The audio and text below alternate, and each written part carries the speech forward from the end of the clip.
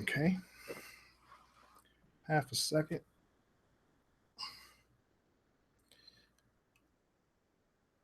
Good conference, I guess you could say, in a way. I don't want to. I don't want to blow up anything. Like it was, it was great or anything like that. I got a chance to watch it while I was at the doctor's office with the wife. So, first of all, hey, congratulations, Steven. Happy birthday, man. It's good to be 35. Got a chance to watch the PlayStation 4 conference thanks to Jeff Keighley's Periscope on Twitter. I have some thoughts on that. I know a lot of Xbox fans are going in right now. Everybody's going ham on the console. And I get that, man. I get it. I definitely get it. And I definitely understand where it is all coming from. So let's jump right into the show, man, because I just want to get my thoughts out. I want to do a quick 30 and answer a few questions and head out. And you guys can respond how you would like. Leave comments in the comment section. Please like and subscribe. The channel is greatly appreciated, and thank you for tuning in. So let's begin. Hey, Exponites, you're now rocking with your boy KOR X Kal-El, the last son of Planet Xbox, and you're listening to Super Podshots. So Sony came out today. They finally had their PlayStation event. And, I have to admit that it was very underwhelming. Now, my understanding is that the event was not meant to be for the fans. Initially, it was a press conference, and that's great that it's a press conference for Sony. They talked about the PlayStation Slim coming out at $299. Now, listen, if you heard my last couple shows of Super Podshots, I told you the best thing Sony could do with that console was drop the price under $299 to $249. They didn't do that. And because of that, I now believe that the Xbox One Slim is the better valued console between the two. If you have a choice, if you're just looking at games alone, then you would definitely have a good, I guess you could say, opinion of what you want to go for. Games is all about taste. It's subjective in how you feel about a particular game. So if you like Sony's games or you want to go with PlayStation, you should do that. If you like Xbox games, you want to go with the Xbox, then you should do that. But if we're just eliminating games and we're just talking about just your console alone, without question, the Xbox One Slim at $299 is the better value console. It just absolutely is. It crushes the PS4 Slim in every way. And I really felt like Sony would have been wise to drop it to $279, maybe even $249 if they were going to push it. But they didn't. They kept it at $299 because now they're trying to market this as their base console.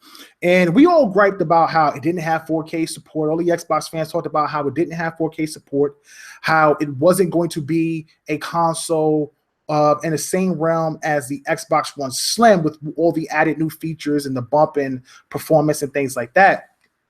And because of that, people got on it. But we all knew that Sony still had, at the time, the PS4 Neo in its sights. And they didn't want to, I guess you could say, overshadow their console with another device that does similar things with 4K upscaling and things like that. So they dropped the Slim. The Slim will now replace the Xbox One. The Slim will now replace the PS4. And now they just announced the new PlayStation Pro today.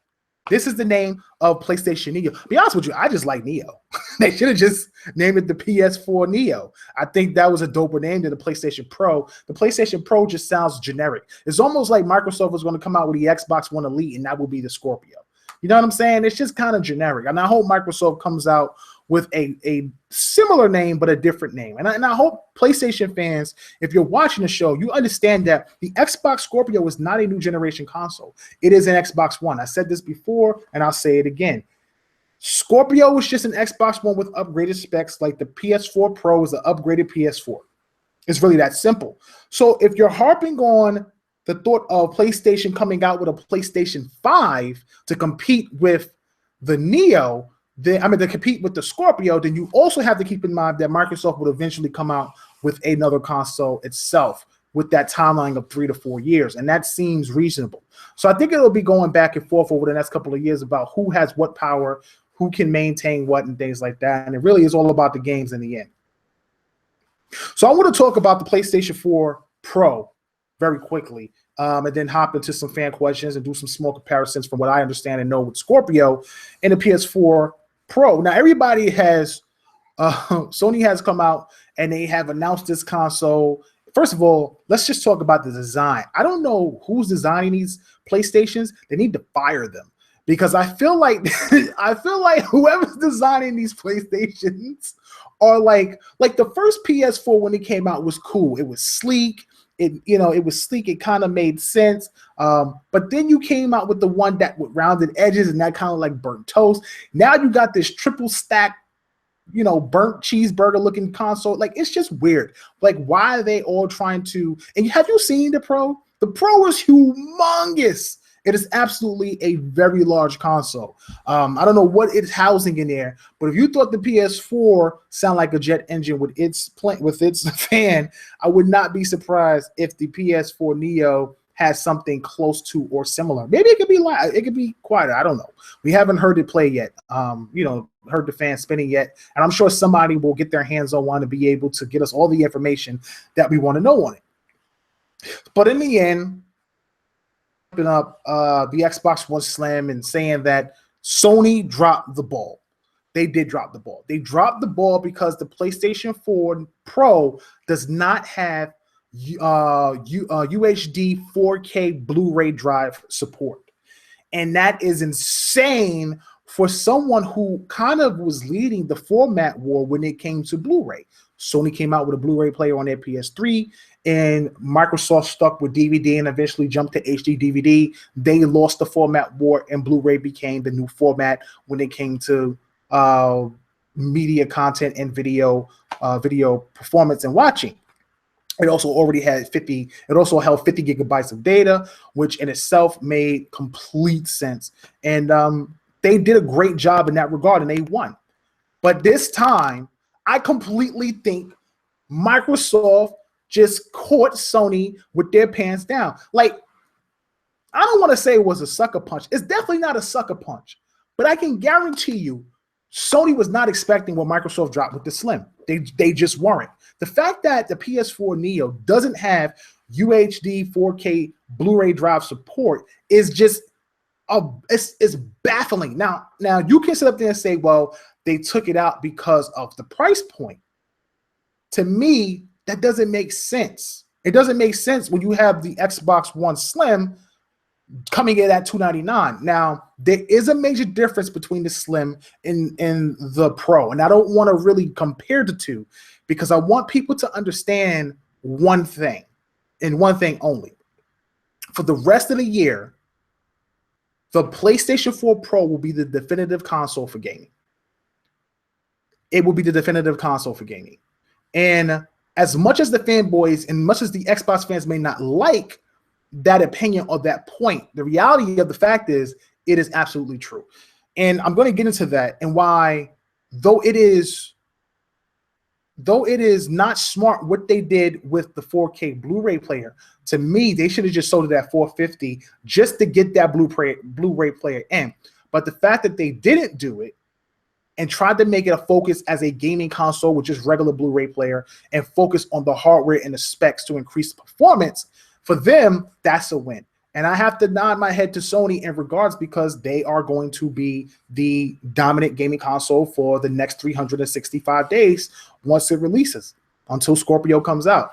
So what Sony did, they came out, first of all, their conference was absolutely boring. They really need to shake it up.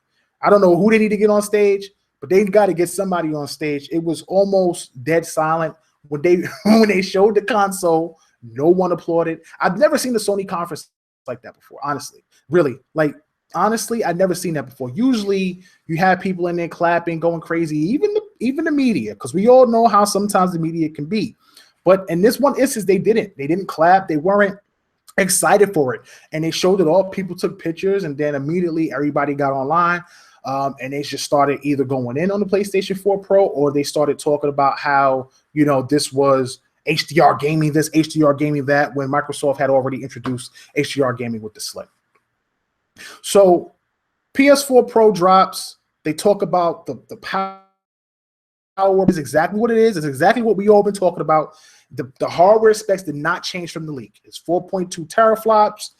They upclocked the CPU. Exactly what the leak was is exactly what the console is. And as a console, I don't see if everyone's griping on the Xbox Scorpio for it not being capable to do 4K gaming with only 6 teraflops, you can absolutely believe that the PS4 Neo will not be doing 4K gaming at 4 teraflops. However, you will get 1080p games, 60 frames per second, locked, probably with some really impressive textures and really impressive fidelity when it comes to their games. And for that one instance, for that one reason alone, as a console, and only as a console, not as an entertainment device, but only as a console, the PlayStation Pro was a smart decision and will be the dominant definitive console for 365 days.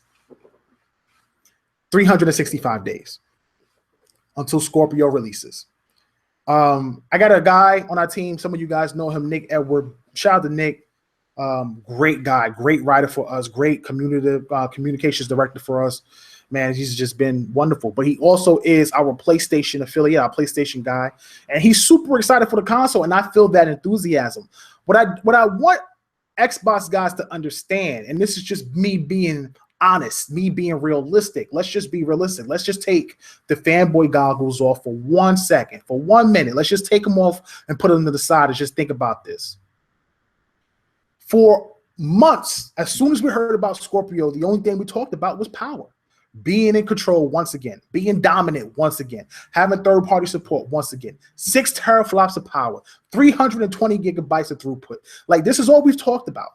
And currently, it's not out. It's not coming out for another year. So in that regard, Sony has the most powerful console on the market. And to not acknowledge that would almost be hypocritical. And you can't be hypocritical. You just can't. I understand it may not live up to the expectations of what maybe some PlayStation fans wanted, or maybe some Xbox fans expected more. Maybe they wanted more and they expected more and didn't get it. And because of it, they feel like it's a win because Scorpio is going to be the dominant console. Well, I won't say dominant console, but it will be the most powerful console on the market when it releases. But at the same time, at this very moment, the PlayStation 4 Pro is exactly what all the Xbox fans are looking for when it comes to Scorpio. It has the highest teraflops. It has higher upclock CPU. The GPU is new. It really is what we're looking for when it comes to power in gaming. And right now it's in controls of Sony. So I had to tip my hats off to them. If they're taking out the Blu-ray player, the 4K Blu-ray player, in order to keep the price low at $399, that's an amazing price. That's a great price. That is an amazing price point.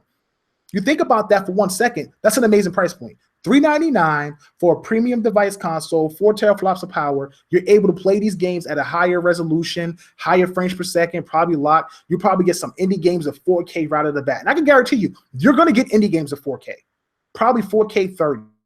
Maybe some of the even 16-bit ones, 4K 60. But the point is that you're going to get those games in 4K.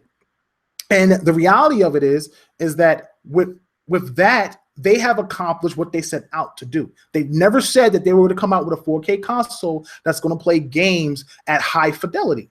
And neither has Microsoft, for that matter. So, let's not jump to conclusions and think, oh my God, they're going to come out with Uncharted 4 in 4K 60, knowing that even the PC gamers and even Digital Foundry knows that 4 teraflops is not going to cut it. So as far as the gaming console is concerned, yes, they are in the driver's seat. They are in the driver's seat. And don't be a fanboy and not acknowledge that, because then you'll be a hypocrite. You can't sit up there and acknowledge one thing and not acknowledge another. Now, me personally, because I don't have a PlayStation, that'll probably be the console I'll get. At $499 is a great price point. I don't know what the Xbox is going to be when it releases. And in all honesty, I believe the console will be 6. But now that that's 4, I think the console will be 5. I think Microsoft is really going to get this console down to 5. And if they get this console down to $500, that is going to be insane. Because I can tell you right now, everything that's on the Slim, including that Blu-ray drive with 4K support, is going to be in the Scorpio. They will not go backwards. They won't go backwards. They're just not. You're going to have 4K Blu-ray player. You're going to have 4K streaming, 4K gameplay, 60 frames per second fidelity. They are going to do their damnedest to accomplish this. I immediately, and this is for the first time, I swear to God, I'm not even lying, for the first time in months, maybe years, it's the first time I've actually seen Microsoft respond in a way where they were taking shots at PlayStation. Oh my God, who is this Microsoft? I don't even know who you are anymore. You know what I'm saying? Have you seen what's been happening on Twitter? Microsoft, even Larry Herb is getting in it. And it just goes to show you, when you're in the driver's seat and things are working in your favor, man, you have the power to do certain things and say certain things, and all the fans are rallying behind it. I have to rally behind it because it's funny, because it happened to them when they were talking about sharing their games, and Sony was smart enough to capitalize on it, and now it's Microsoft's turn, and they're capitalizing on it by saying, hey, we have a 4K Blu-ray player for $299 that plays damn near all the same third-party games that this console is playing as well. So it's really smart on Microsoft's part and what they're doing now, advertising the Slim, and it's really smart on Sony's part when it comes to them trying to present this console, have the most dominant, most powerful console on the market. And unfortunately, if you're into Blu-ray and get into watching Blu-ray movies, that's not the console to get. It's not. If you're looking at getting a 4K television and you're trying to really do 4K movies, 4K entertainment, then you might as well wait for the Scorpio or pick up a Slim. However, at the same time, from a purely gaming aspect, without a doubt, without question, the PlayStation 4 Pro is the console to get if you're looking for that power jump until the Xbox Scorpio comes out. And that's the truth. There is no ifs, ands, or buts about that. Now, again, I don't agree with Sony's decisions and what they did first with the Slim, removing the optical port. I don't know why they removed that. I thought that was a bad decision in itself. And that's another reason why I feel like the Xbox One Slim, value-wise, the PS4 Slim just doesn't compete with it. You could talk about games. Again, games are subjective. There's a ton of people who prefer Sony's games and their JRPGs and things like that over what Microsoft presents. Me personally, as I said before, I'm a big JRPG guy. I really am. But the one thing I feel that Microsoft has over Sony is that their other games and other genres are just better. That's just my personal opinion. I think Halo is the best first-person shooter on the market. I think that Forza is the best racer on the market. I think Gears is the best cover shooter on the market. To me, those three titles right there alone says a lot. Now, they can do better in other aspects. I look forward to ReCore. I thought Quantum Break was really good and it was something different, and I hope they continue that franchise. Microsoft has been doing things this generation that they did not do last generation, and for that, I applaud them because they have really stepped their game up. And every season, they've released a third-party exclusive that's exclusively on their platform, and it really changes the game. You have Rise, Son of Rome, you had Dead Rising, you had Tomb Raider, now you got Dead Rising 4 again. They have really been great when it comes to the fall holiday season. And for them, I am very, very proud of them and the direction they're going. I look at next year and what they're going to be presenting with Sea of Thieves, which is just getting a ton of awards damn near at every event they go to. I got a chance to play that E3. Great game. Great game. Feels like a Rare game. Feels like Rare is coming back. Craig Duncan is awesome. Shout out to the TXR podcast guys. They had Craig Duncan on that show. If you haven't seen it, make sure you go and stop in and check out the guys over at TXR. Shout out to my boy Southbound and Randall Thor and Tim Dog and all of them. And they had a solid interview with Craig Duncan about Rare and Sea of Thieves and things like that. And that game alone is something that people should be interested in. Scalebound, I'm not on the fence about it because I'm not sure. I wasn't really impressed with it at E3 the way I was impressed with it when I first saw it, but I still have faith. And the fact that they're pushing it back to work more on it, build bigger worlds and stuff like that, I am really impressed with what they're doing with Scalebound. You got Crackdown, which is Power of the Clouds and stuff like that. That's still in the works. We don't know. We just don't know. So Microsoft has a lot up their sleeves and stuff like that. And don't forget, Microsoft has a conference supposedly happen sometime later this year. I don't know. We don't have a date yet. I haven't spoken to Phil about it. I haven't spoken to Greenberg about it, anything like that. But they're supposed to have something later on in this year, and hopefully that happens, and we'll be able to see what they're going to present. But Scorpio's a year off, and as I stated many times, I don't think it's going to be 6 teraflops. Now, it could be 6 teraflops. It could be. I'm not trying to knock it. I'm not trying to knock it, but it could be 6 teraflops. But I believe, according to what we heard from AMD, thanks to Anchorman V, we believe that the console is going to exceed that. And if they exceed that at a price point of $500, people will buy it. It is going to be insane. And I'm super excited about the possibility of the Scorpio actually being more powerful than we thought. And for me, that makes more sense to do. I think if they added another teraflop or two and sold it at 500, now that I know that the PS4 Pro is at 400, it only makes sense for the Xbox to stay at $100 difference from the PS4 Pro. So now I have to change my whole entire thought. I thought that, to be honest with you, I really thought that the PlayStation 4 Pro would come out at a higher price. I thought 500 made sense the way everybody talked about it, just based on the rumors alone. But the fact that is that $399 now makes me believe that the Xbox Scorpio can come in at $499. And if they hit that $499 mark, oh my Lord, forget it. Forget it. That's at least 2 or 3 years, maybe 4 years before Sony jumps back in the game with PlayStation 5 or their next generation console, where the Xbox One Scorpio is the dominant console in comparison to the PS4 Neo, which has 365 days. 65 days to be the dominant console in the market when it comes to power. You put out a console that doesn't have a Blu-ray player.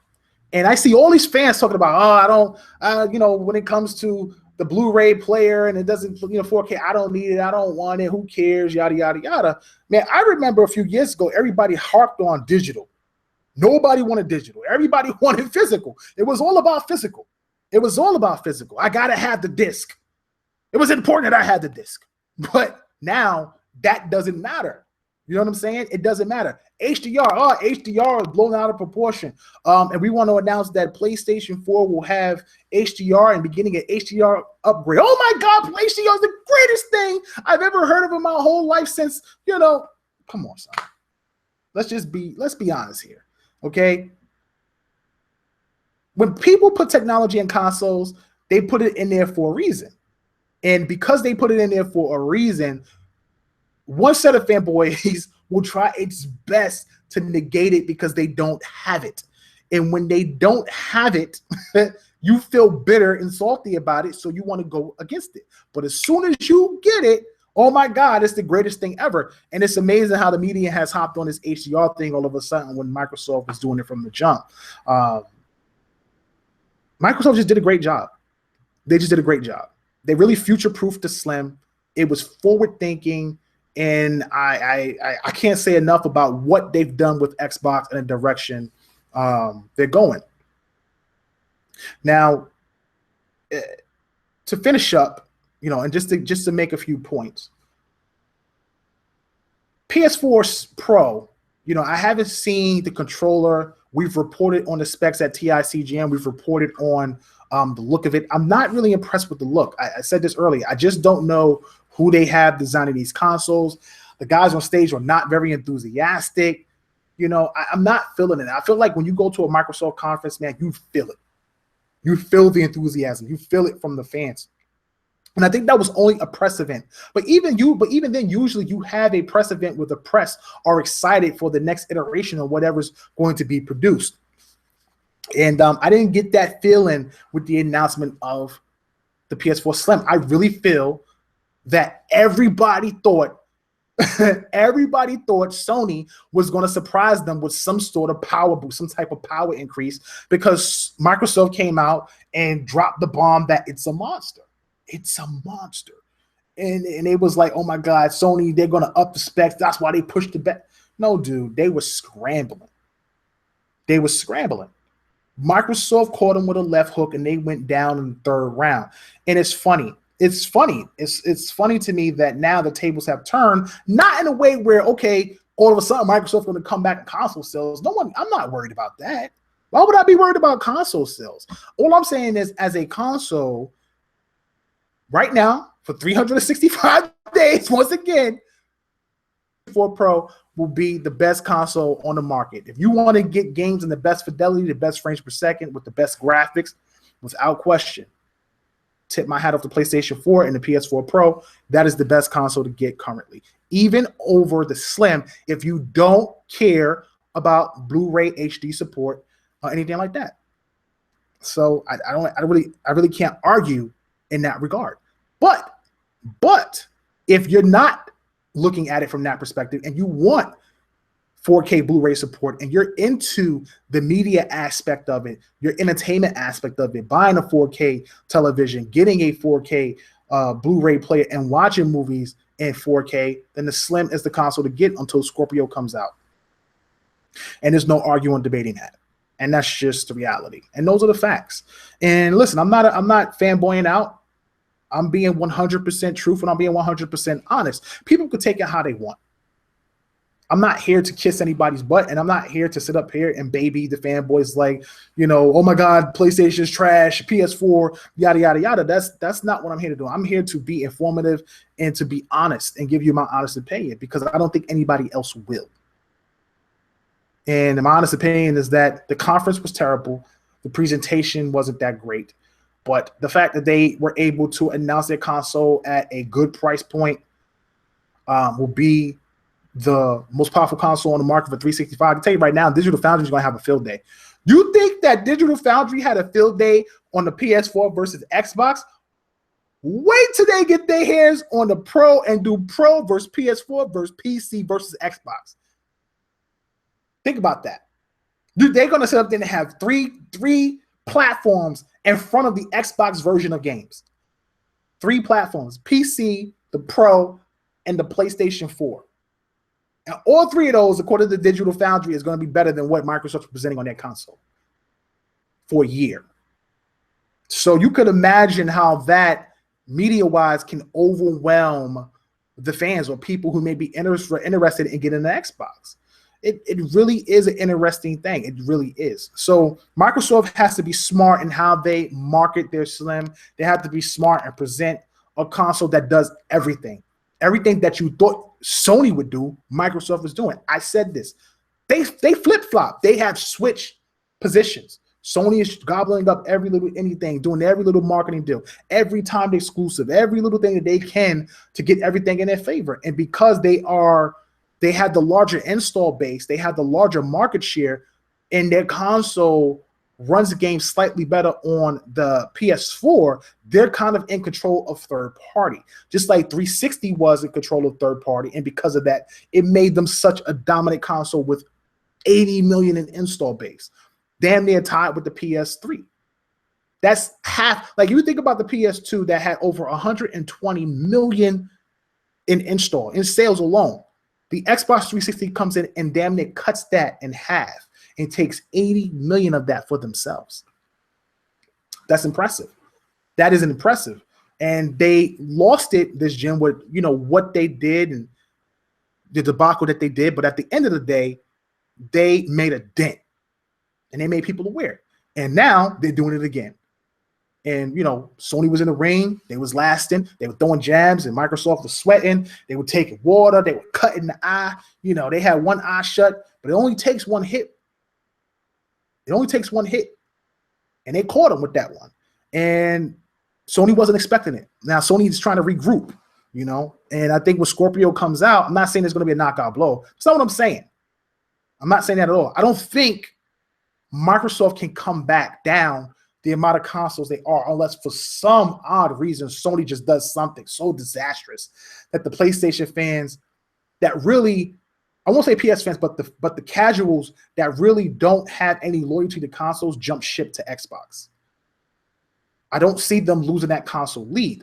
But as long as Microsoft is able to get third-party support back in control, it allows them to control the things that they want to control. And be honest with you, besides the PS4 Pro, the best thing they showed at that conference was Andromeda. Oh my God. I am so excited for Mass Effect. I am like tingling. I'm tingling. I'd be disappointed though if Sony got the marketing rights for Andromeda though. I really would be disappointed knowing that game started with Xbox. It's almost as disappointing, with what Respawn did with Titanfall after the support in the financial backing that they got from both Microsoft and the Xbox community. And in that regard, that's why I know a lot of Xbox fans feel betrayed, because it's like you try to make this game appeal to this other group when we were the ones that were supporting you the whole time. And then not to put it on EA Access for the Xbox fans is another slap in the face to me, my opinion. So listen, man, that's it. That's it for the show this week. I will be back next week, Wednesday at 7 p.m. We don't have a Tick podcast this week. If you missed last week's episode, definitely check it out. It is in the Tick podcast section on the front page of the YouTube channel. This week we have Anchorman V, and he will be on Top Shelf. Make sure you listen to that show. And tonight we have our Double XP podcast with Fame Entertainment, Nick Edwards, Nicodemus. We will also have Mamacita. Some of you guys know Mamacita. Shout out to Mamacita. She will be on debating Xbox versus PlayStation in Zaire. Next Gen 720 is going to be on a Tick Network show. This is insane. This man hasn't even been on Tick podcast, but he's on a Tick Network show. Funny. But shout out to Zaire, man. Fame and those guys, they did their due diligence, and they got Zaire coming on the show to debate PS versus Xbox. So make sure you check out the Double XP podcast. Was going to be really, really, really, really cool, man. Really dope show and stuff like that. And again, every Monday, Multiverse podcast. You can catch that. I believe that is at 8 o'clock. Then we have Writer's Block podcast on Tuesdays on Kids Smooth channel. Super Podshots with me every Wednesday at 7, and Tick podcast and Top Shelf alternate every Friday, and things like that. So, hey, ready to take some fan questions. Any questions you have, I will do my best to answer. I'm going to go ahead and end the show for the MP3 crowd, and I really appreciate everyone stopping in to chat with me and hear my thoughts on the PS4 Pro, Xbox One, Scorpio, and what's happening between those two consoles. So I'm your host, KOR the last son of Planet Xbox, and I'm off this planet. Peace.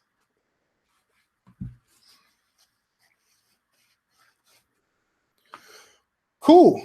So really appreciate everybody stopping in, man, checking out the show and things like that. If you have any questions or you have any comments, go ahead, leave some comments and things like that, and I will definitely answer them to the best of my ability. And again, man, I just thought that I got a chance to watch it on the phone. I was at the doctor's office with the missus. I have the baby coming on the 14th, and I'm excited. A lot of you guys know my son's middle name is Kal-El, right after Superman, and my daughter's middle name will be Storm, after Storm from X-Men, and her first name will be Lana. So I'm excited about bringing my baby girl into the world and things like that. Just a side note, it was so funny the first time I saw my kid. I was like, this baby is white. Why is this baby white? My son was like super light, and I guess that's just an effect of being in the womb with no light and his pigmentation and kick in and things like that. And I was looking at my wife like, she's like, you better get a paternity test. And I can't say what else she said, but it was just funny. But yeah, so I'm excited about the baby, man. I'm definitely excited about the baby.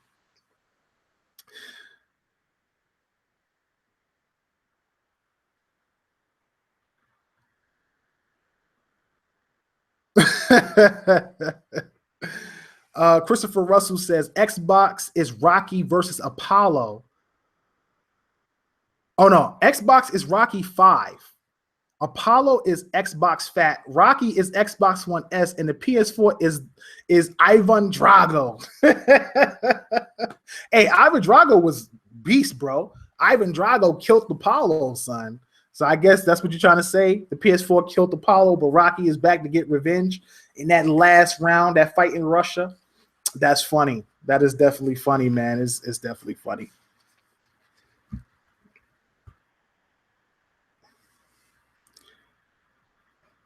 Xbox Gen Next says, this is how Microsoft markets consoles. Forza Horizon 3, Gears of War, ReCore, Sea of Thieves. I mean, those are their dominant games. Gears of War sells millions. You know that Gears of War, think about this for 1 second, right? Microsoft bought, according to certain sources, certain rumors, Microsoft bought Gears of War, the franchise from Epic, for $100 million. $100 million. Now, that sounds like a lot of money. It really does, right? Do you know, in the 3 games that they published, that Gears made Microsoft $1 billion on 360? $1 billion. That's an insane amount of money. Would you not spend $100 million? Would you making $1 billion? who would not spend $100 million on that franchise? I would instantly do it. I don't see any problems with that. And like Halo, that did what, $400 million for the Xbox in a week. And I know that's not just the game, it was accessories, it was DLC. That's not the point. We're talking about all of this is coming from one franchise. This happening on other games, besides what, Call of Duty or something like that, which is third party. But just exclusive wise, you don't get that with other games. So, the people who hop on that, Microsoft only pumps out Halo, Forza, and Gears. If you were making billions and billions off it as a business, wouldn't you?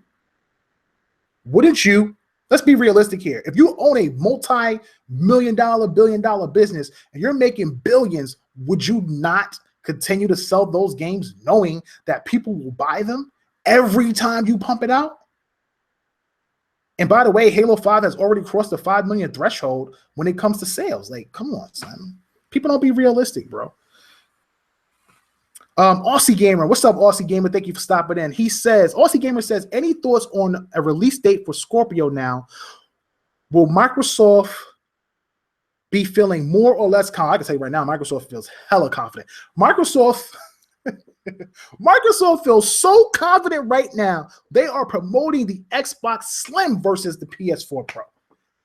That's how confident Microsoft is right now. So you think that when they come out with Scorpio is going to be like a nuke. Like, they got a year head start. They could, if they wanted to, they could probably, I don't want to say that. I'm not going to go that far. Now that was a fanboy comment. What I was about to say was a fanboy comment. But they will have a year up on them. And you have new parts and new chips coming out. And I said this before, Sony cannot, they weren't going to change the specs. The most they could do was probably upclock, maybe add RAM, and they didn't do either. So Scorpio comes out, man. The ball's in Microsoft court for the first time in a long time.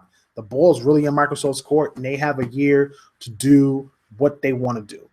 If people think that PlayStation is going to come out with PS5 2 or 3 years later, if they did that, that would be insane for Sony. That would be absolutely insane for Sony. And honestly, I would feel appalled if they did that, because if you're going to do that, I feel like you shouldn't have brought out the Pro. You shouldn't bring out the Pro if you're going to bring out PS5 2 or 3 years later. You know what I'm saying? You have the PS4, then you have the Slim, then you have the Pro. With Xbox, you have the Xbox One, the Xbox One Slim, and then you have Scorpio. They're all in the same generation.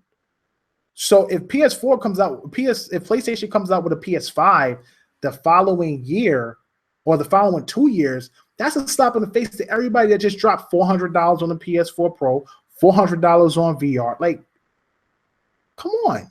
That doesn't make any sense to me. So, man, I just really hope that Sony rides out the generation a little bit longer. Same thing with Microsoft. I really hope they ride out the generation a little bit longer.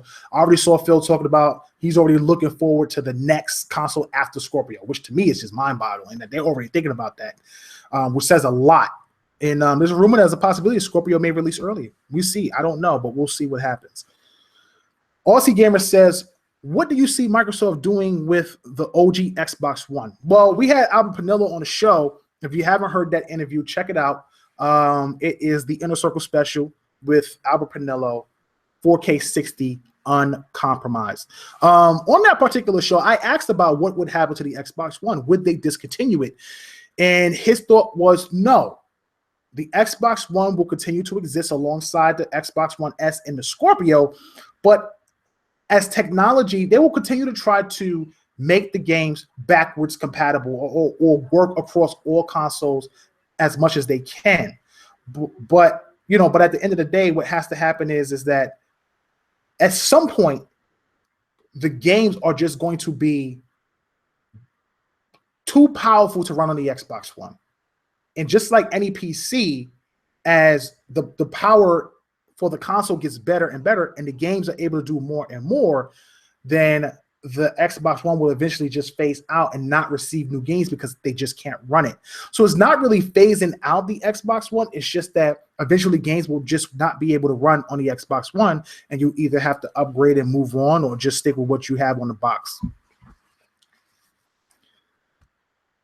Kareem Lewis says the only difference between Xbox One S and PS4 Pro, the S upscales from 900 to 1080p, the PS4 Pro upscales from 1440 to 1800 using temporal and checkerboard techniques.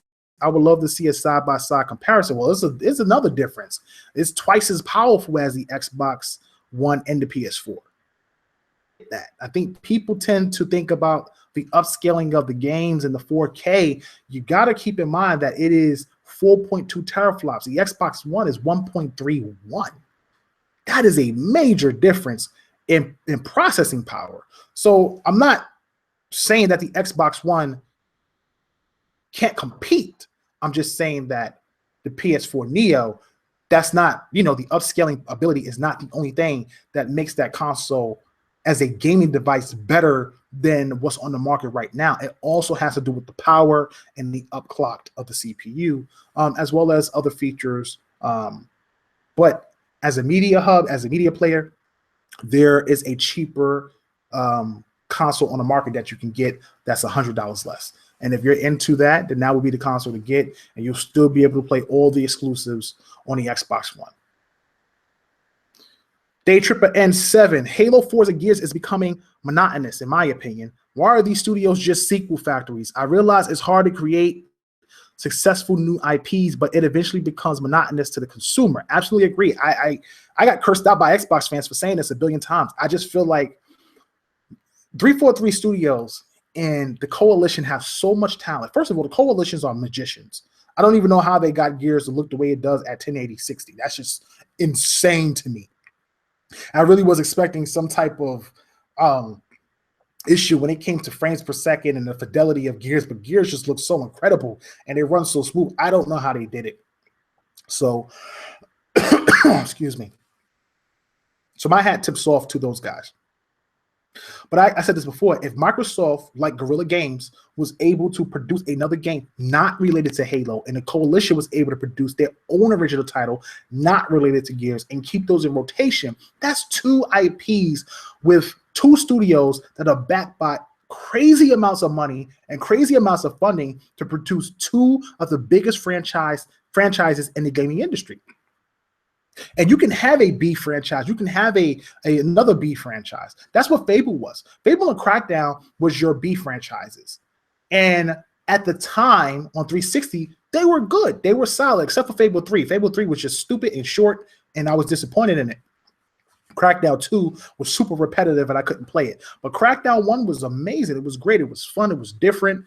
And a lot of people don't know that the original creator of Grand Theft Auto is the guy who actually helped create Crackdown. So it's very similar in that regard.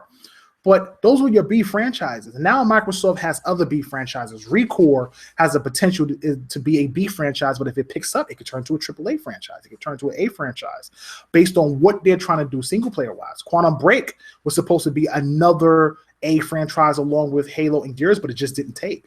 I think people, for whatever reason, I honestly think what hurt that franchise more than anything is the TV aspect of it. And I loved it. I loved the TV aspect of it, but the fans they didn't like it. They disliked it for whatever reason.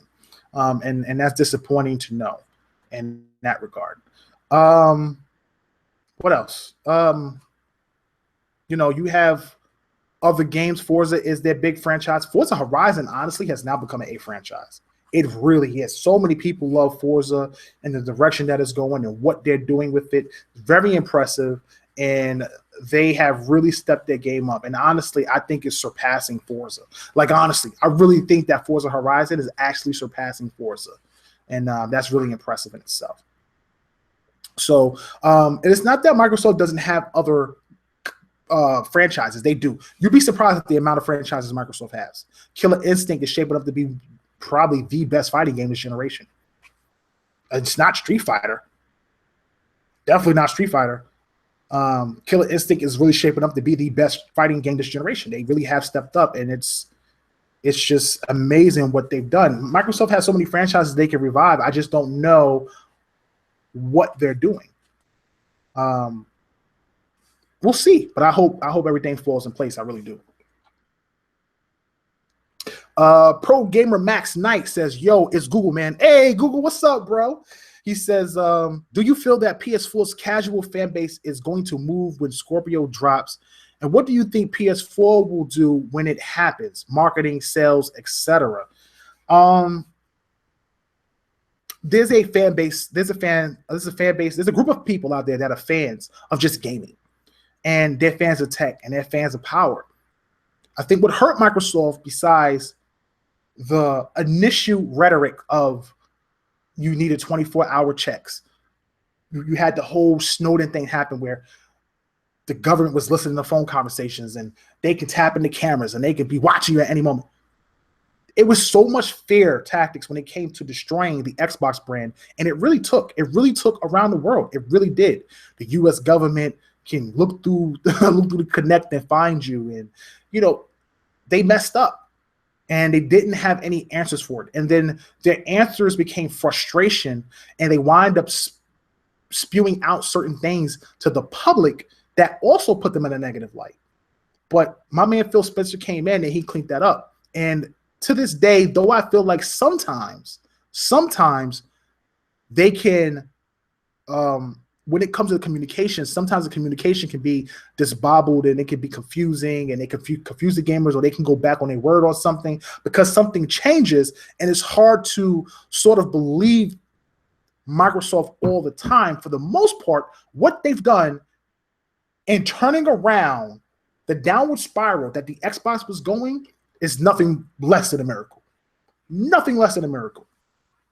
And that's a credit to Phil Spencer and an Xbox team. And they've been just producing great games every holiday. And obviously, I think as a gamer, I would love for them to produce more AAA titles in the beginning of the year. They tried to do that with Quantum Break this year. They had Ori and the Blind Forest, like the definitive edition. They had Cobalt earlier in the year. They also had Ark released early in the year. You already know about Ark.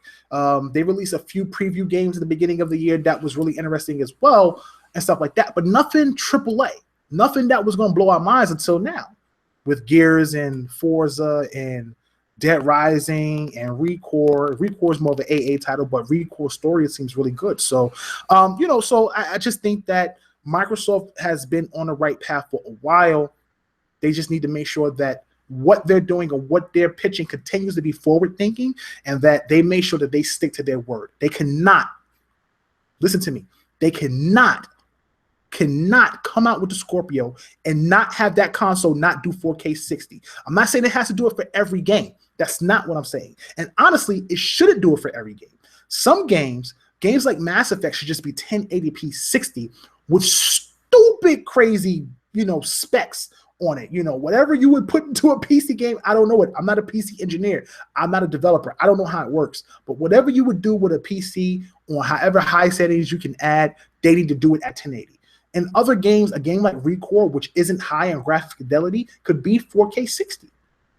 And that is a strong possibility, an absolutely strong possibility. So we will have to see what happens in the future. But if the fans are truly third-party support and that the games run better on this console, I can see a lot of fans not abandoning in PlayStation, but just picking up a Scorpio, especially if the price point is close to what the Scorpio was doing at $500.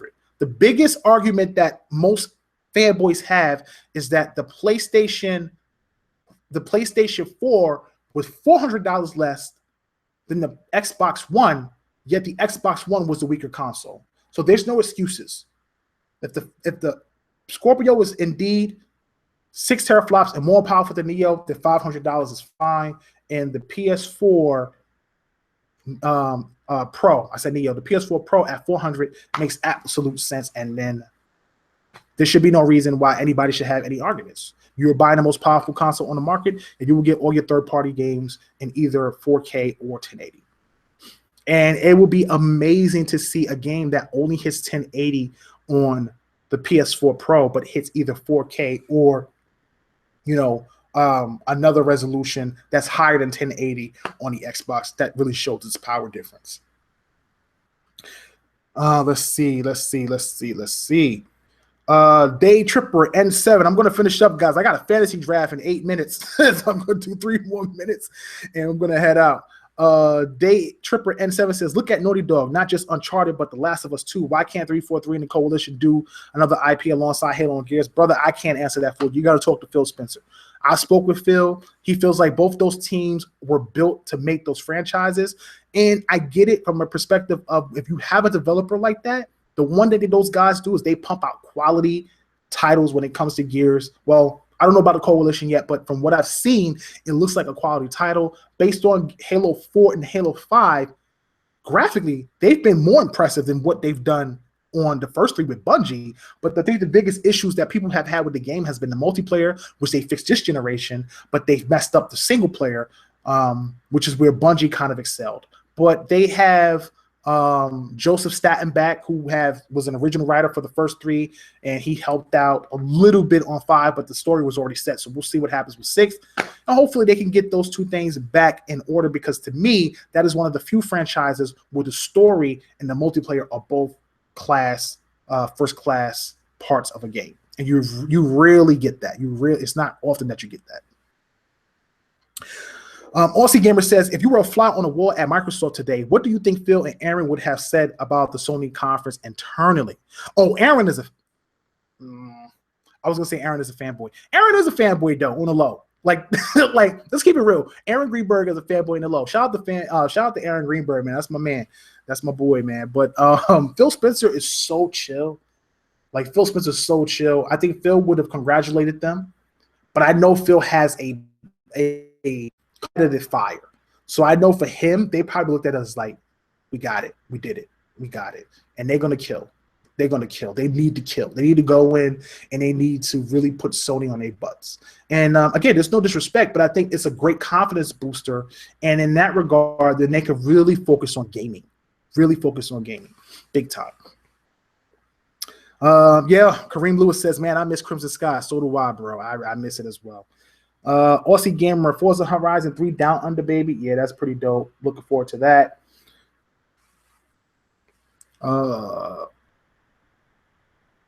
Day Tripper N7 says, their first party owned studio output is pretty predictable for me. I have grown bored of it. Sea of Thieves is a great step in changing that, though. But I mean, what they've done this generation is they own Scalebound. They own Quantum Break. They own Recore.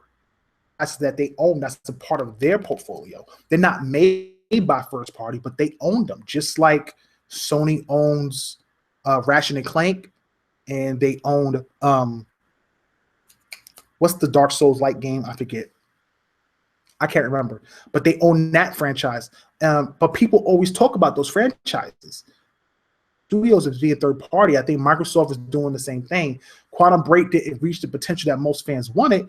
I don't think it was a bad game. I just think that there was probably some misses, or maybe it was ahead of its time. I don't know why people didn't like the game. I liked it personally. But I think Recore is going to be a really good game.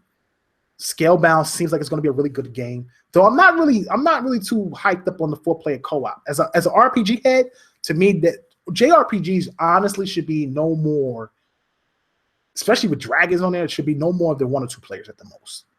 Unless it's like Dragon's Dogma, where you have 4 bots, then you could do 4-player co-op. But then that seems more, graphically, it's not as impressive as let's say a Final Fantasy or something like that. But JRPG wise, I think they should be a certain way. Kareem Lewis says,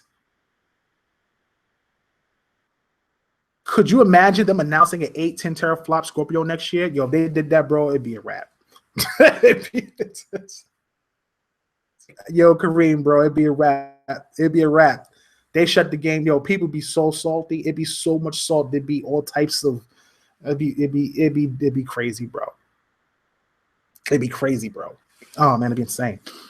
Aussie Gamer says, great cast, man. Thank you, brother. I appreciate you stopping in. Did I catch Gears of War 450? Yeah, yo, that horde mode is no joke, bro. I really like it. It's impressive. Wayne says it's really looking good for Xbox. I believe it is. Quantum Break was pretty good in my opinion. Some pacing issues aside, it was fun. Day Tripper says Quantum Break was pretty good in his opinion, and some pacing issues aside, it was fun. Yeah, man. I think Microsoft, they're on the right path. I think that you look at what they've done every holiday. Rise was repetitive, but Rise wasn't a bad game. It really wasn't. If you played Rise, it was one of the most beautiful games when it came out, and it actually had a really good story. And the twist at the end was very interesting. It was actually really good. But, you know, it just didn't sell. Dead Rising 3 was really good. That was something different. They wound up getting Sunset Overdrive. Though they don't own that, they own the publishing and the marketing for it. And that was completely different and out of the norm from Microsoft. Then they had Tomb Raider deal, which was more of a Sony, was more of a Square Enix deal more than it was a Microsoft deal.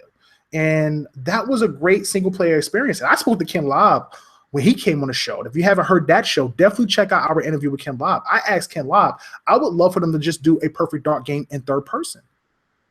This was right before they were going to drop Tomb Raider at the end of the year. I said, because once that exclusivity is up, you're missing a single player experience with a female protagonist. And you have multiple female protagonists in your library. So I really hope that they would be able to take Joanna and make her into something special. So hopefully they do third party and they're able to replace the Tomb Raider Lara Croft situation with their own character and their own lore. They've done a great job with that with Killer Instinct, and I'm hoping that they follow suit with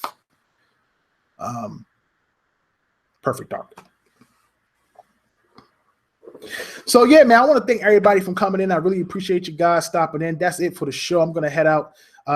Again, I'll be back next week, Wednesday at 7 p.m. Eastern time.